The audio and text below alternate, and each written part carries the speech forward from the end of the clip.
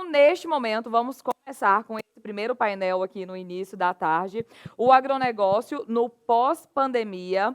Teremos aqui como moderador o Marlos Alves, ele que é diretor-presidente da Algar Farm, e como convidados teremos os ilustres Marcos Fava Neves, o doutor Agro. Seja bem-vindo, doutor Agro, ele que é professor na FEA USP e FGV, seja muito bem-vindo. Teremos também a participação aqui do Rogério Melo, seja bem-vindo, Rogério, ele que é gerente de estratégia da Algar Farm. Bom painel para vocês. Bom, boa tarde a todos, boa tarde, professor Marcos, boa tarde, Rogério. Para nós aqui da Algar Farm é uma satisfação tê-los aqui como debatedores aqui num tema que é tão sensível aí para o agro de maneira geral. A gente tem vivido como operadores agrícolas isso no dia a dia aqui e até de uma maneira, né, se dentro de um cenário desse a gente pode falar em alguma coisa positiva, eu acho que está sendo para o agro aí, tem nos ensinado muita coisa e também promovido várias oportunidades. Então, eu queria começar aí com vocês se apresentando, falando um pouquinho da atual conjuntura, enfim, mas vamos focar primeiro na apresentação e podemos começar com o Rogério. Vamos lá, Rogério. Boa tarde a todos. Boa tarde a todos. É uma honra recebê-lo aqui no nosso evento, Dr. Marcos Fava. Ficamos aí imensamente gratos por tê-los aqui conosco nessa jornada de conhecimento. Iniciamos aí os trabalhos de hoje falando sobre hortifruti e queríamos debater com o senhor um pouco sobre o cenário pós-pandemia, né? O momento atual, a gente vive uma demanda muito forte por gêneros básicos da agricultura, em razão muito empurrado pelo câmbio. Temos aí preços de commodities que em reais são bastante interessantes e gostaríamos de abrir esse momento de discussão por esse ponto. Apesar de ser uma situação muito delicada, a gente está tratando de um evento histórico extremo, que é uma pandemia, sob o ponto de vista de negócios, ela abriu, né, algumas possibilidades para o Brasil. E a gente gostaria de começar falando um pouco desse panorama de preços das principais commodities, mercado de soja, milho, e até mesmo no reflexo disso sobre o mercado da carne. Como o senhor vê a posição das commodities brasileiras nesse momento? Bom, boa tarde a todos, o Marlos, Rogério, o Algar, que é um grupo que eu tenho uma admiração muito grande. Queria agradecer vocês a oportunidade de estarmos juntos nessa sexta-feira à tarde. É um período realmente surreal, né? Eu não lembro, na minha vida profissional, de ter vivenciado 6 meses como esses de 2020. Vocês vão lembrar que nós entramos no ano, né? Fomos para as festas de Natal, Ano Novo, todo mundo num ânimo impressionante, Brasil apresentando provavelmente o melhor crescimento econômico sustentável dos últimos anos, taxa de juros baixa, que é algo até inédito para a nossa atividade profissional, taxa de câmbio boa, confiança voltando, inflação sob controle, enfim, fomos para um ano novo bastante promissor. Aí a gente sai de férias, alguém começa a falar, olha, apareceu um vírus lá na China, continuamos de férias, isso aqui não vai chegar aqui, né? E aí a gente começa o ano aqui em cima, daí tem essa situação toda surreal de pandemia, onde passamos por algo que, se você perguntasse na sua vida se ia acontecer, ficar 4 meses dentro de casa, ter que usar máscara e todo esse tipo de coisa, acho que ninguém acreditaria. Então, nós somos daqui lá para baixo. Vocês vão lembrar, em março, abril, todo mundo em pânico, o que vai acontecer? né? Não vai ter consumo de etanol, o que nós vamos fazer com essa cana? Vai interromper estrada, porto vai entrar em greve, vai ter desabastecimento, vai ter invasão, né, de supermercado, o pessoal ficou naquele pânico por uma situação jamais vivida pela nossa sociedade. As coisas vão se acalmando, alguns acertos aí acontecendo, e aí exatamente como você falou, Rogério, de repente a gente está agora em agosto melhor do que estávamos na virada do ano. Isso é uma coisa surreal o que aconteceu, né? Dessa altura, fomos para o solo e estamos agora mais altos do que estávamos em início do ano, justamente por esses fatores aí que você já listou alguns. Eu queria só completar para voltar aí para vocês, que foi uma safra sensacional, recorde, né? 254 milhões de toneladas, que multiplicada pelo preço recebido, tanto pelos produtores de grãos, como pelos produtores dos outros produtos e da pecuária, vai trazer uma renda recorde no campo brasileiro esse ano, algo próximo a 800 bilhões de reais, renda essa que é 85 bilhões de reais acima da renda do ano passado. Deixando bem claro que renda não é lucro, né? Está longe de ser lucro. Renda é o faturamento. Aí você tem que tirar todos os custos, que inclusive cresceram, para ver o resultado que fica. Mas é assim, talvez é o ano com as variações das variáveis de forma mais violenta que eu já vi até hoje. Realmente impressionante isso que nós estamos vivenciando. Perfeito. Dentro desse cenário, a gente, de algumas discussões que a gente já teve aqui durante o dia, não só de hoje, mas de ontem também, e do primeiro dia, eu não sei se já existe algum estudo, porque muito se fala nessa questão da mudança dos hábitos, né, das pessoas, né, um novo cenário. Eu não sei se já existe algum estudo que mostra, de fato, essa mudança. E aí a gente fica pensando sobre o aspecto até do setor energético, de combustíveis, menos mobilidade das pessoas. Por outro lado, um aumento no consumo de alimentos, ou uma mudança até no perfil desse consumo. Eu queria entender se já existe algum estudo direcionado a isso, que o senhor tenha conduzido, e ouvir a opinião de vocês também, né? Eu queria ouvir a sua opinião e depois a do Rogério também sobre esse horizonte aí. Ô Marlos, muita gente, já robustos, com pesquisas quantitativas aí com consumidores, sem dúvida nenhuma, nós passamos por um período que vai estar registrado nos livros de história como um período de aceleração de mudanças comportamentais na sociedade, e toda mudança comportamental, ela faz parte do macroambiente que interfere nas empresas, na Algar, em todo mundo. E toda vez que você tem uma alteração macroambiental, você gera um conjunto de oportunidades ou de ameaças.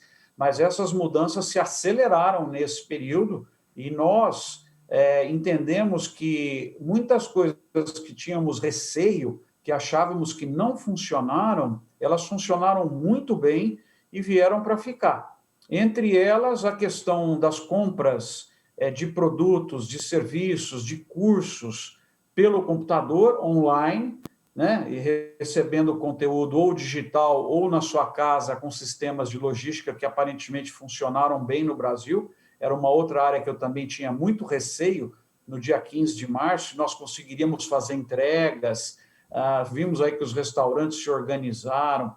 Eu também tinha muito receio se a rede ia aguentar, porque as aulas foram para o online, né? Então, você imagina 40 alunos em casa, são 3 filhos, né? Imagina, cada um está numa sala de 40, você, de repente, tem 120 pessoas assistindo aulas online, quando, na verdade, nenhum estava ligado na internet naquela hora. Eu também tive muito receio que as avenidas digitais, né, de condução de dados não funcionariam.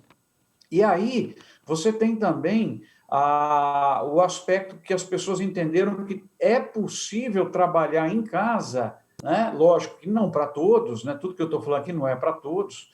É possível trabalhar em casa com grande produtividade e trazendo, Marlos, exatamente o que você falou, a necessidade de deslocamentos que a gente vai passar a chamar de deslocamentos à toa, eles não vão mais acontecer.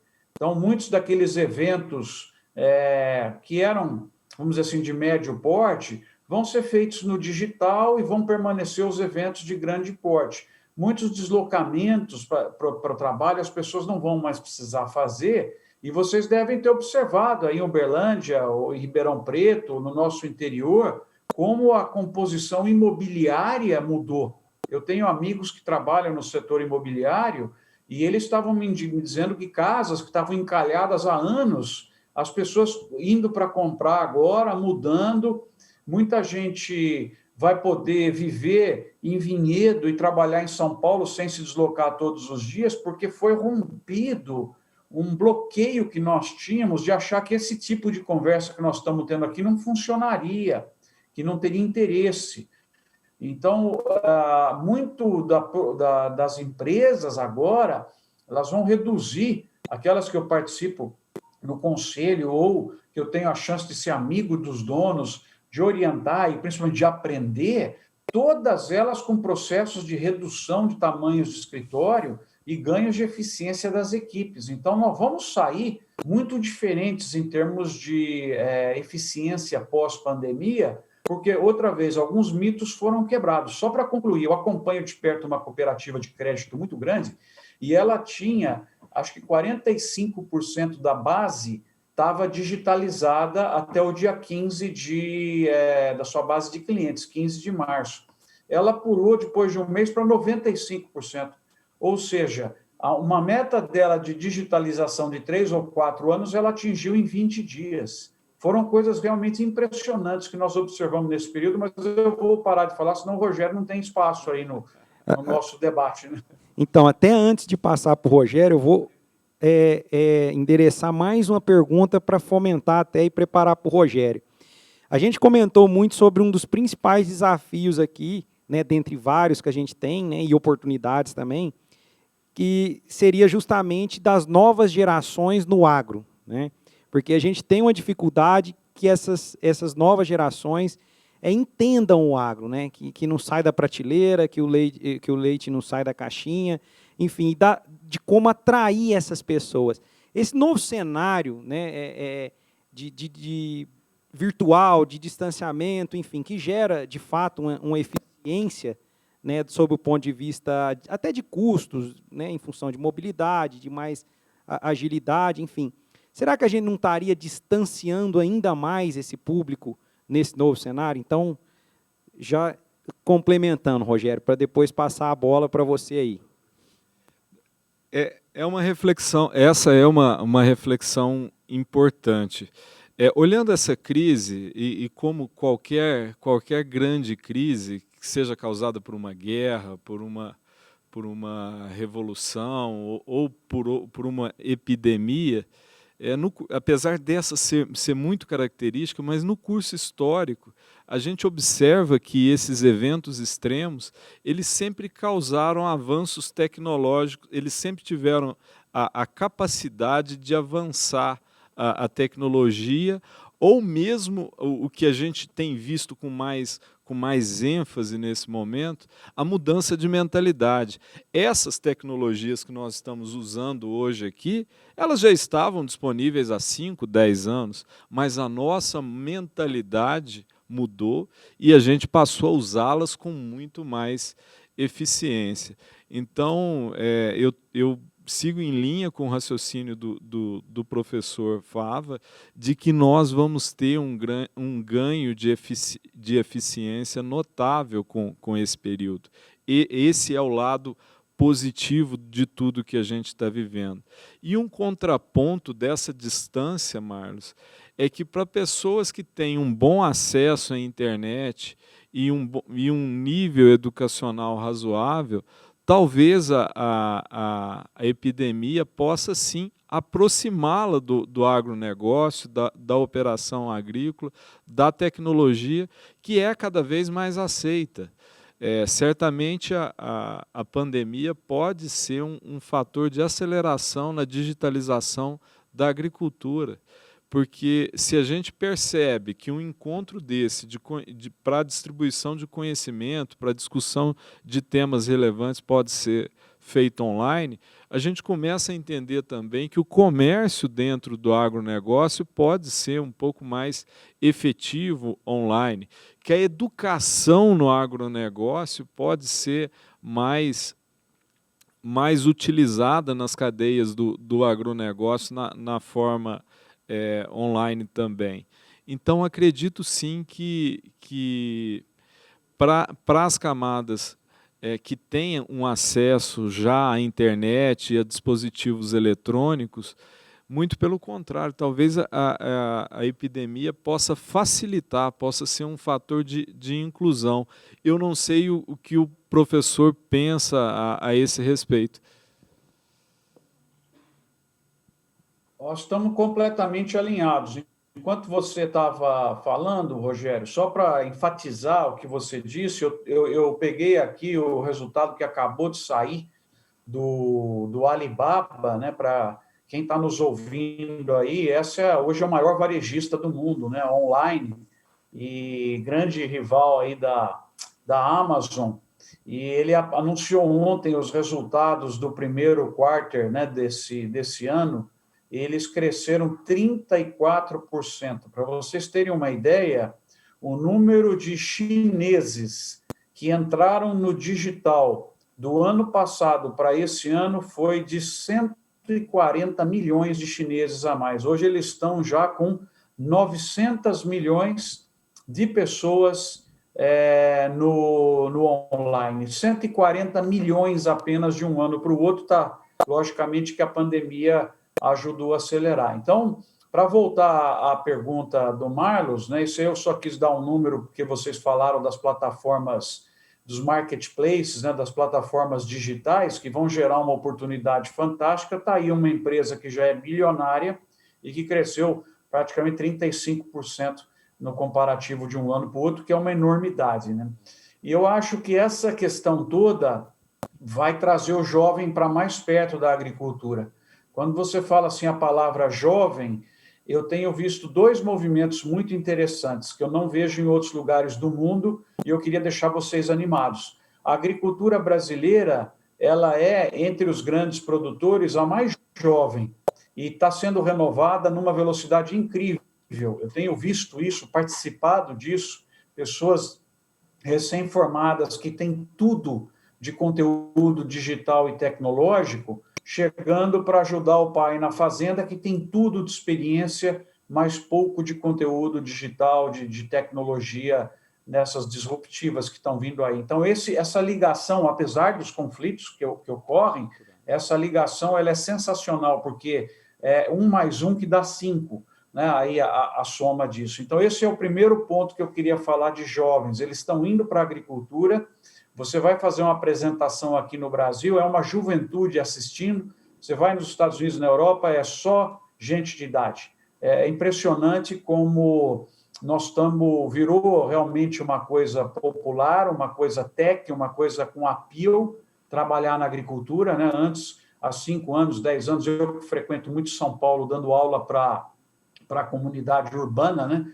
Você falava de agro, o pessoal entendia como algo atrasado. Hoje você fala de agro, o pessoal urbano entende, é o nosso produto, é o nosso negócio, né? Onde nós estamos na frente do mundo. Então, houve, em 5 anos, uma mudança muito grande de percepção, de imagem, que a pandemia acelerou, e também, do lado jovem, a maior conectividade, a maior digitalização, sabe de que jeito vai ajudar a agricultura? Ela vai ajudar na comunicação. Porque a agricultura brasileira, o agro brasileiro, ele é muito bom de produto, né? E vocês trabalham com isso, vocês sabem, ele é muito bom de produto, mas ele é ruim de comunicação. E quando você tem a informação fluindo mais livremente, porque ela foi para o digital, porque as pessoas estão assistindo, quem tem bom produto aparece. Então, a agricultura está aparecendo sem fazer propaganda. Porque o simples fato de você ter um vídeo da fazenda, de você mostrar alguma coisa, deixar isso à disposição em alguma plataforma, a turma vai lá e encontra. Então, eu tenho muita crença nisso, né? nós temos um potencial enorme pela frente, não só nos produtos alimentares do Brasil, mas nos biocombustíveis, né, na cana, tudo isso daí, porque nós temos muito produto e pouca comunicação. É diferente de quem tem muita propaganda, né, e pouco produto. Quando você vai olhar, fala, mas não é bem assim. Então, no nosso caso, eu diria que essa pergunta que o Marlos trouxe do jovem, eu destacaria 2 pontos. O jovem invadindo e renovando a gestão das fazendas e das empresas e gerando esse monte de startups, e o jovem conectado, descobrindo que ele tem um belíssimo produto no país dele, que é justamente a agricultura, que é o agronegócio. Então, eu vejo também isso daí com grande potencial e grande oportunidade. Perfeito. Até puxando um gancho aí, falando um pouco dos produtos, né? Hoje a gente tem um portfólio aí de produtos que muito alicerçado ainda em matérias-primas, né? Em commodities. Será que essa nova situação, né, de pandemia que a gente está passando, ela pode acelerar, de repente, uma nova configuração de produtos com valor mais agregado, né? A gente hoje teve um debate aqui sobre o setor de HF, do qual a gente até faz parte na produção, e que, para mim, tem sido, a cada dia, tem aprendido um pouquinho aí, tem sido um exemplo de verticalização, de agregação de valor, o que a gente, às vezes, não vê em outros produtos. A minha pergunta ela vai muito nesse sentido. Será que essa nova situação, a pandemia, mudança de hábitos, como a gente estava conversando, ela pode promover uma nova configuração, uma aceleração, né, nessa configuração nova de portfólio mesmo, do que a gente pode oferecer para o mundo, pegando um pouco nessa linha de quem tem muitos produtos aí, professor. Você pode dar a sua opinião, Rogério? Marlos, pessoalmente, eu acredito que sim. Eu gostaria de visitar o ponto que o professor levantou com muita propriedade, da nossa abundância de produtos e da nossa insuficiência, da nossa falta de uma narrativa adequada para essa eficiência e, sobretudo, para a sustentabilidade dos nossos produtos, né? A gente produz num país com uma eficiência incrível, que tem 63% do território preservado, que tem uma matriz energética absolutamente renovável, que é taxado como um grande emissor de carbono e emite carbono em linha com a Alemanha, um pouco menos que o Japão, né? Países que têm mais ou menos a área do Mato Grosso do Sul. Então, eu acho que a gente tem oportunidades para melhoria dessa narrativa e esse ganho de eficiência pela digitalização, ele pode esbarrar também, ele pode acelerar também um ganho de eficiência na comercialização. A gente gradualmente migrar desse modelo de escala, né, que é o modelo da agricultura de commodities que a gente tem, né, do milho, da soja, em escalas assim muito grandes, e gradativamente migrar para produtos de maior valor agregado, como hortifruti, para agregação de valor através de selos de sustentabilidade, produzindo esses mesmos produtos ou outros produtos agrícolas com selo de sustentabilidade, fair trade, produção regional. A gente teve ontem um debate sobre o café e ficou muito claro na fala da Vanúzia, da Paula, sobre o quanto o café brasileiro ainda pode agregar valor. Esse é um exemplo de ganho de eficiência, de renda e de migração do modelo da commodity para um produto premium, para um produto que expressa efetivamente a qualidade e a qualidade operacional, a eficiência de gestão e, sobretudo, a sustentabilidade da nossa agricultura. Professor Marcos, queria sua opinião sobre o tema também. Bom, é só complementar, né, aí ao que o Rogério disse. Que bom que vocês tiveram esses debates e terão ainda o nosso ídolo maior, ministro Roberto Rodrigues, que com certeza vai falar com muita propriedade sobre os nossos potenciais, mas eu diria o seguinte, que para simplificar, nós temos duas grandes avenidas que o Brasil tem que ocupar, né? A primeira avenida, ele está indo muito bem, ele já percorreu uma parte importante dela, que é a avenida de ser o melhor e o mais eficiente fornecedor das chamadas commodities para o mundo, né?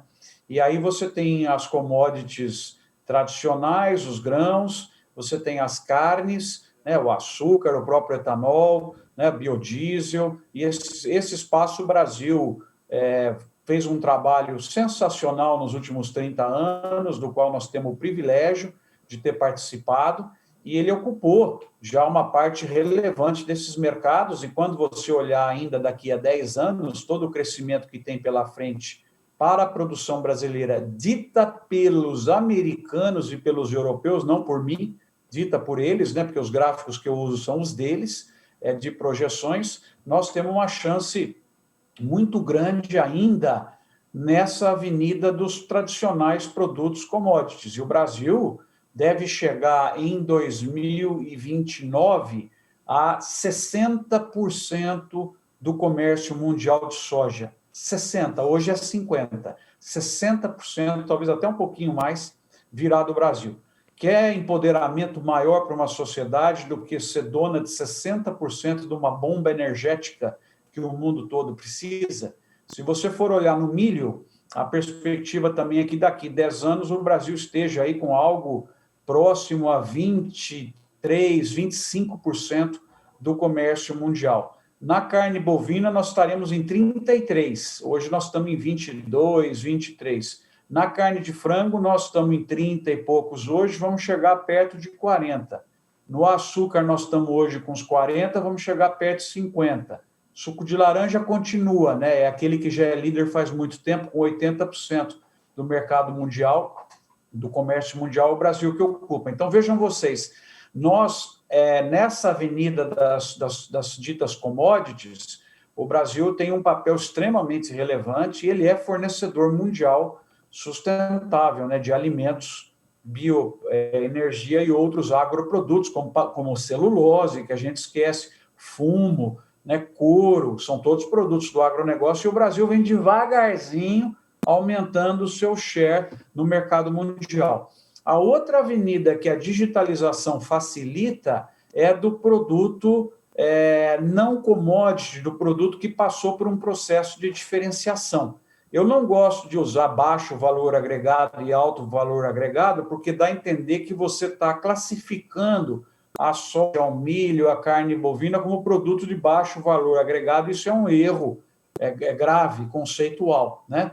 Então, eu diria que a gente tem um produto mais diferenciado e essa avenida, o Brasil tem ainda uma chance brutal, que significaria não exportar apenas o café com origem da Cochupé, bonito, que todos nós valorizamos, mas já a cápsula pronta, com storytelling, com identidade, que o cara aponta o celular, ele vê o filme da fazenda que fez, ele vê a infraestrutura linda lá da Cochupé, a gente chegar também com produtos com marca, né? Exportar não apenas o amendoim, que lá Jaboticabal, a Coplana tem feito um trabalho maravilhoso, mas exportar a paçoquinha, né, da Santa Helena com aveia misturada, light, e todas essas, chegar na gôndola lá da África do Sul com esse produto. Enfim, acho que vocês perceberam bem, nós temos a avenida das commodities e nós temos a avenida dos produtos diferenciados, e nessa daí é uma avenida que eu diria para vocês que, em termos de valor, ela é 10 vezes mais larga que a avenida da commodity, e se na avenida da commodity o Brasil está com 50% dela percorrida, 40%, nessa avenida nós estamos com 3%, 4%, que é a chance brutal de você fazer todo esse processo de industrialização, de embalagem, de design, de origem, de contar história e entregar isso lá na gôndola do supermercado do mundo todo. Tem lugar que nós não vamos conseguir entrar, porque tem empresa local forte, porque tem marca, uma série de coisas, mas tem outros em que a gente vai conseguir entrar. Então, esse é o ponto. Eu acho que a agenda do Brasil é cada vez mais essa de entender as demandas do mercado internacional e oferecer tudo para todos, com lucratividade. Então, se tem gente que quer comprar boi em pé para matar lá no país deles, fazer o processamento, nós vamos levar esse boi lá nos melhores navios do mundo, com conforto ambiental, respeito animal e tudo isso, entregar para eles. Se tem gente que quer a carne carbono zero, feita com a tecnologia da Embrapa de Campo Grande, embalada, bonita, colocada na gôndola, que aí o consumidor vai pegar direto a embalagem, nós temos também para vender. Então, essa que é a minha ideia, ocupação total de todos os mercados com produtos feitos aqui no Brasil, porque com isso nós vamos conseguir gerar o nosso desenvolvimento e a inclusão de pessoas, porque não há outra chance do Brasil de inserção mundial que não pelo agronegócio.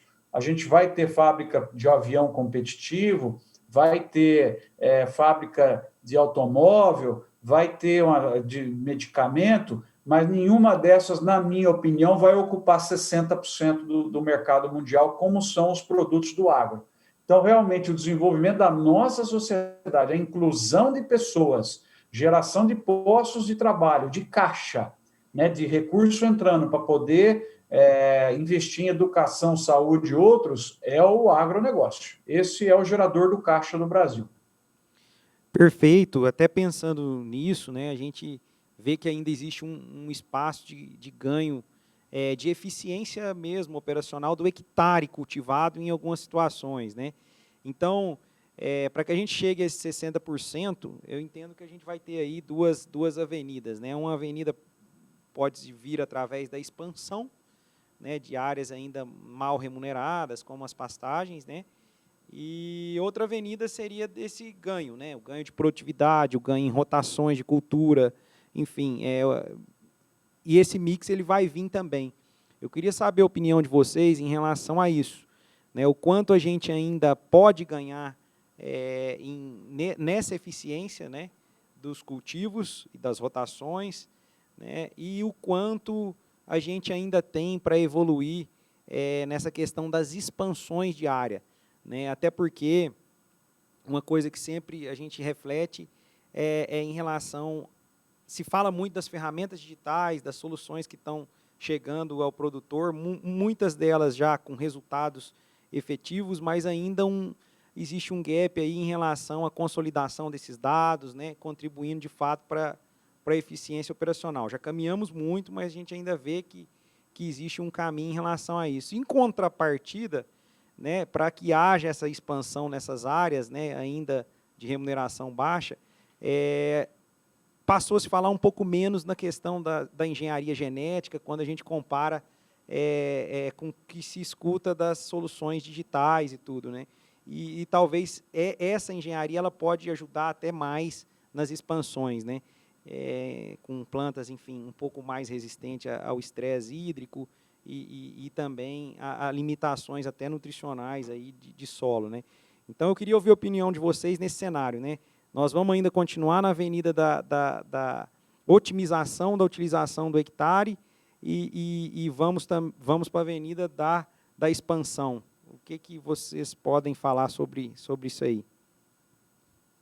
Para que a gente possa atender esse mercado aí tão promissor, né? Eu permaneço na linha que o professor colocou, que o professor Marcos Fava colocou, que é que nós vamos habitar esses dois caminhos. Eu entendo que o Brasil vai continuar sendo aí o player mais eficiente do mundo para a produção de commodities e que a gente tem um espaço fantástico através de uso das potencialidades, né, da tecnologia, da intensificação de capital, por exemplo, O uso da irrigação é um modelo de intensificação de capital, através do qual a gente consegue produzir gêneros de mais elaborados, culturas que têm um valor mais alto no mercado. A gente começa a ter hubs de tecnologia, criando modelos e sistemas que funcionam na agricultura tropical. A gente teve o Luiz Tangari aqui ontem, falando da ferramenta Strider, que está sendo aí integrada à plataforma Syngenta.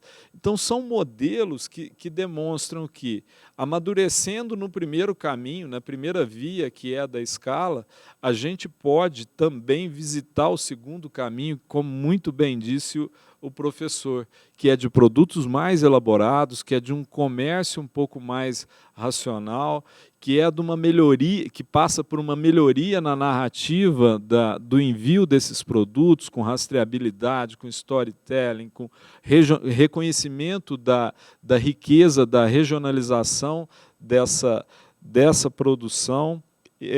Então, eu entendo que a resposta é: nós vamos, na minha opinião, visitar os dois caminhos, sim, e o reconhecimento, né, talvez a pandemia tenha acelerado essa consciência da vocação brasileira para o agronegócio, e esse reconhecimento pode ser também um fator catalisador desse processo. O que o senhor pensa, professor? Bom, Marlos, a pergunta é muito legal tua também, e mais um complemento aí, o que o Rogério colocou muito bem, né? Eu acho que dá para separar também em dois, né? Para ficar sempre bem didático para as pessoas guardarem, né? A gente já falou das duas avenidas lá, da avenida da commodity, da avenida do produto com marca, diferenciado e tal. Agora aqui nós temos duas necessárias. Por que são necessárias? Porque nós vamos ter que crescer muito a produção no Brasil, isso já ninguém mais discute. Porque se você olhar os gráficos de importação de produtos em 2029, que acabaram de sair, é uma coisa estrondosa o que a China vai precisar de carne, que o mundo vai precisar de grãos, e quando você olha onde que dá para expandir isso hoje, é no Brasil, praticamente, que as fichas todas são colocadas, pelo menos 40% ou 50% da expansão necessária tem que vir daqui. Então, esse é fato, tá? A demanda está aí, tem que produzir. Beleza, então, colocado este bom problema, tem que ter um choque de oferta, de que jeito que nós vamos fazer essa oferta? Então, você tem, mais uma vez, dois caminhos. Você tem a expansão vertical e a expansão horizontal. Expansão horizontal, eu vou começar por essa, que ela é de resposta mais simples, e depois nós vamos para a vertical. Expansão horizontal significa novas áreas trazidas para a produção. E o Brasil não tem problema de área, pode conquistar área e de maneira absolutamente sustentável, como o Rogério já falou aqui. Eu não vou entrar na questão ambiental, senão eu precisaria de mais 5 minutos na resposta aí.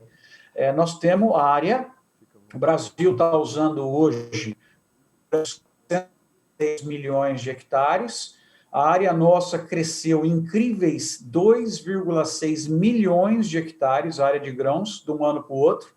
É sensacional, acho que nunca tinha tido um crescimento dessa magnitude, e eu estou de olho para ver que o plantio começa agora em setembro, outubro, eu estou de olho para ver o aumento que vai ter de 19/20 para 20/21. Acho que o número estou assustado com o que vai acontecer, porque eu nunca vi uma euforia como essa. Né?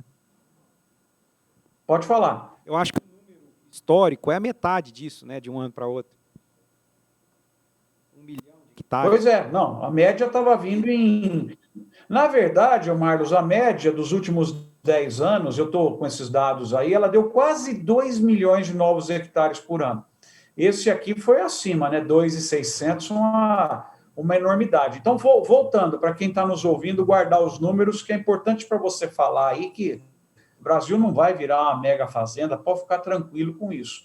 Então, nos 66 milhões de hectares que grãos estão usando hoje, você tem que lembrar que tem dupla contagem, porque o safrinha, ele soma, e não é área nova, entendeu? O safrinha está somando 2 vezes, então é 50 e poucos milhões, menos de 66. Você tem uns outros 10, 15, né, para ficar num intervalo confortável, que é ocupado pela cana, pelo café, pela laranja, floresta plantada e outros. Então, A soma hoje, o Brasil deve estar usando ao redor de 85 milhões de hectares para as atividades de agricultura, exceto a pecuária, né?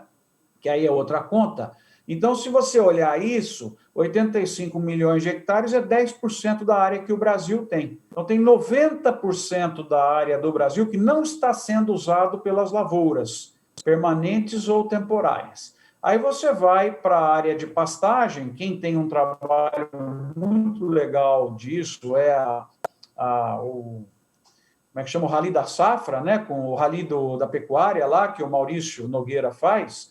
E a área de pecuária hoje deve estar ao redor de 150, 155 milhões de hectares, e área que vem sendo continuamente liberada para a agricultura, porque a pecuária está num processo de desenvolvimento muito interessante, produzindo cada vez mais carne por hectare, né, que é um ponto importante. Então, veja só, expansão horizontal, para fechar aquela, e mais um minutinho eu fecho a expansão vertical, ela é tranquila no Brasil, nós vamos precisar, talvez nos próximos 10 anos, de 15 milhões de hectares, que tranquilamente podem ser liberados pela pecuária, pelas pastagens para a expansão horizontal. Então, não pode cair em conversa de que não pode ter expansão horizontal de área no mundo, né? Que essa coisa toda que vem lá, principalmente da Europa, é falta de conhecimento. Aqui dá para ter sim, e bastante ainda. Nós vamos precisar só de 15. Aí você vai para outra área que vocês estão trabalhando, já tiveram gente aqui nesses eventos de vocês falando, que é a expansão vertical, ou seja, na mesma área, entregar mais. E aí nós temos um potencial muito grande também em muitas das culturas, que você pode gerar mais produto na mesma área com maior aplicação de tecnologia, entre elas a que você já falou, a engenharia genética de plantas, que vem vindo, sim, plantas que respiram melhor, plantas que conseguem absorver o sol mais rápido do que a anterior, portanto, ela capta mais energia, plantas que são tolerantes a insetos, a pragas, doenças e outros tipos de enfermidades, estresses, né? Elas estão vindo aí, estão sendo geradas e vêm para chegar. E também você pode melhorar a sua questão vertical com técnicas de gestão, como, por exemplo, o que eu tenho defendido, que a agricultura, na minha opinião, quem está no hectare, está numa visão dos anos 70, porque a visão atual é gestão por metro quadrado, e tem tecnologia para fazer isso. Então, você ocupa mais a área, mesmo sendo com a mesma planta, você aplica produtos só onde precisa, onde está faltando, você vai lá e coloca o fertilizante, onde tem a planta daninha, você vai lá e pega direto a planta daninha, sem precisar aplicar na área inteira. Então, com isso, você consegue um crescimento também vertical. E aí, só para concluir, esse ponto é extremamente importante, porque naquelas duas avenidas que eu falei, na avenida da commodity, o preço é dado, né? E se você olhar a perspectiva de preço das principais commodities em dólar nos próximos 10 anos, é de manutenção ou ligeiro declínio. E para construir, quando você tem o preço dado e fixo, você tem que trabalhar no seu componente de custo. Por isso que o pacote tecnológico, a agricultura de metro quadrado, o digital vai ser fundamental para que a gente, na propriedade, consiga reduzir custo e, com isso, construir margem com o preço dado, e toda a agenda do Estado, que está caminhando em algumas áreas até muito bem, como na área de infraestrutura e logística, está surpreendendo a todos, né?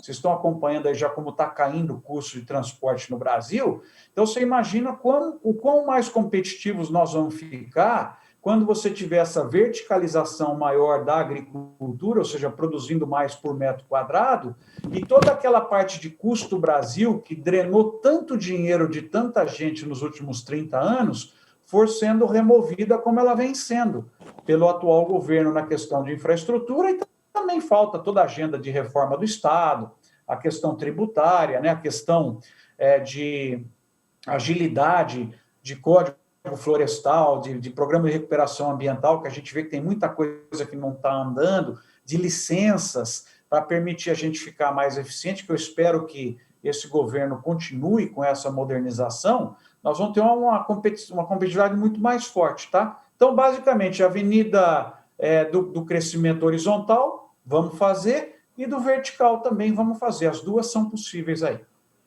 Perfeito.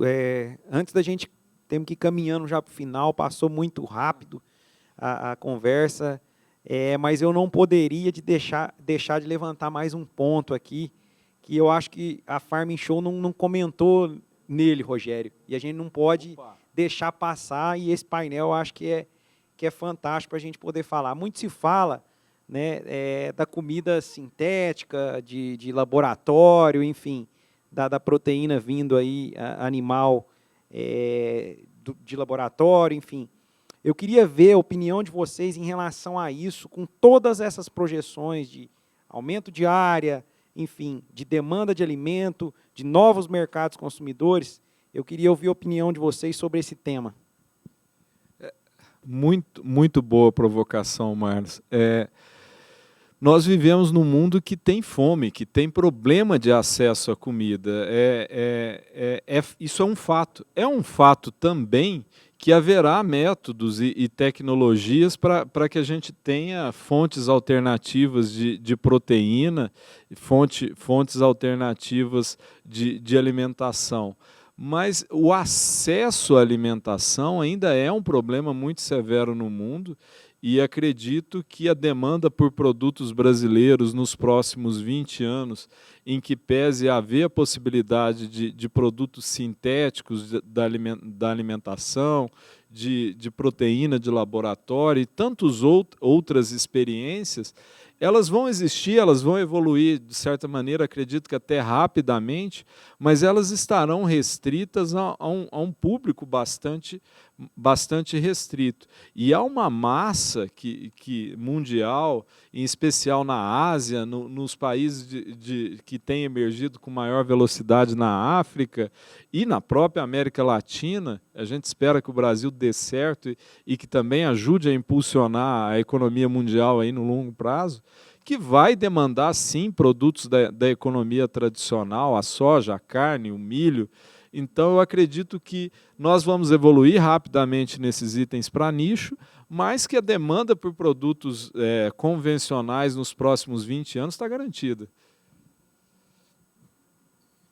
Bom, é uma pergunta excelente, né, que aparece em toda a palestra.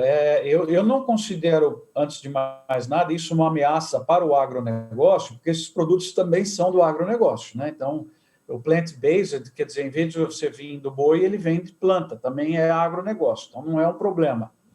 E estou completamente alinhado com o Rogério, quer dizer, você tem um crescimento enorme da demanda, onde basicamente a frase que fica é: há espaço para todos crescerem. E eu entendo isso até como uma oportunidade para as empresas hoje de pecuária complementarem a sua linha de produtos. Quem está lançando e trabalhando com esses produtos cada vez mais, porque quando eles entram é como se fosse um elefante numa loja de cristal, são as grandes empresas, né?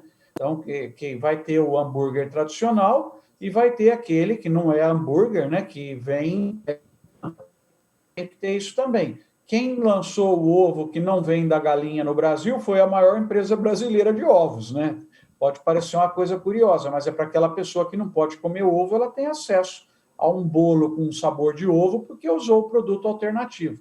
Então, eu entendo isso aí mais como uma grande oportunidade que vai ocupar 3%, 4% do mercado. Então, você tem todo o outro espaço, você tem os outros 96%, que, como o Rogério disse, daqui a 10 anos vão ser muito maiores do que esse. Então, é uma pizza que vai aumentar muito de tamanho, que você vai perder um pedacinho lá adiante, mas ela está 2 vezes maior do que o tamanho da pizza de hoje, né? Eu acho que isso aí é uma oportunidade. Perfeito.